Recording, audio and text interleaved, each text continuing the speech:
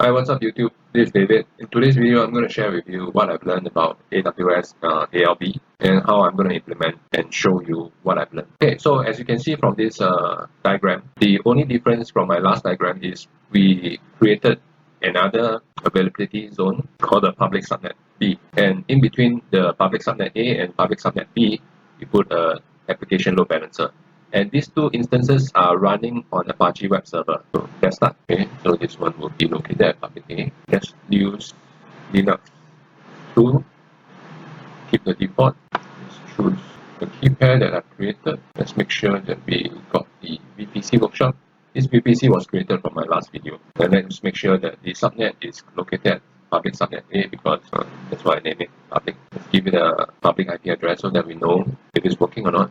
Let's choose the group's public facing. The good part about using AWS Linux 2, it lets you preload any files that you require before you get to. So here I got a preload script that I borrowed from someone I saw on the internet, making sure that everything is okay, especially the public IP address is there. It's located at the public subnet and it's under VPC. Okay, let's launch it. Let's launch another one. AWS ALB workshop server B.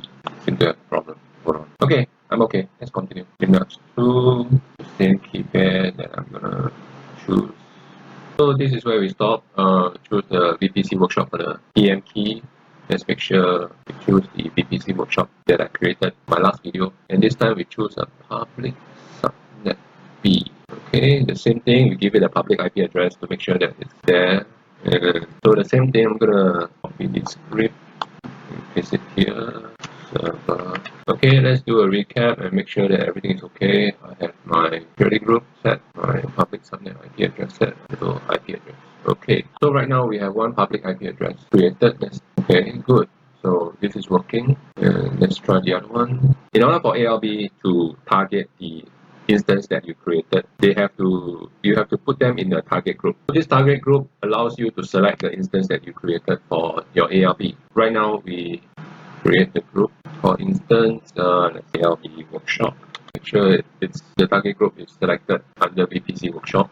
Okay, these are the EC2 that I created just now. Okay, make sure they are listening at port 80. Oh, okay. This is something that I have discovered. In order to make sure that it's effective, you have to ensure that port 80 is opening up, is listening. Let me show you what I mean.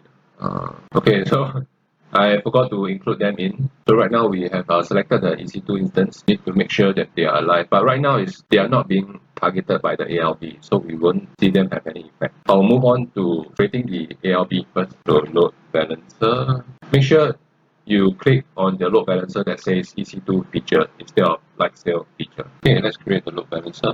Let's select the application load balancer and we call this as ALB workshop. Choose the VPC. And for ALB to work, it mostly requires two availability zones.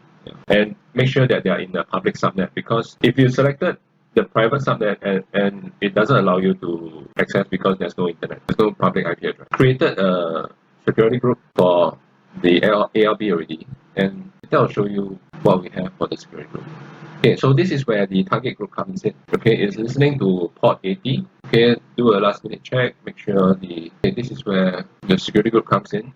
Okay, for this demonstration, I make sure that it's pointing to anywhere. Move on to create the load balancer. So right now the load balancer has been created. Provisioning will pause here for a while. Okay, and we are back. Okay, so right now the target group shows that the servers are working fine to allow the web servers to handle the security group for the ALB. So all you have to do is click on security groups that the ALB is on, the one that I chose. This is how you test and see whether the ALB works. So this is the DNS for the ALB. Okay, it's working. And if I refresh it, so right now the ALB is working. Awesome. I hope you understand how ALB works in AWS. Let me try something. I noticed that because this is listening on port 80, if let's say there's no port, the port 80 on one of the web servers is listening, what will happen? And we're back.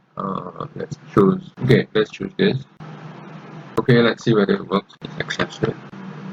Let's do on the web server. Yeah, the port 80. Okay, so right now there's no port 80. Let's look at the target group and see whether it's healthy. Okay, it's not, a bit laggy here. So right now the web server on web server A is down, but the target group is not showing, so it's about 1-2 minutes delay. So whenever you set the target group, make sure the port shown here flags the one that you want to listen in OS on the OS level. Okay, I hope you find this this video informative, and I'll catch you on my next video where I will share how to set up the ALB for your web server that is in a private subnet.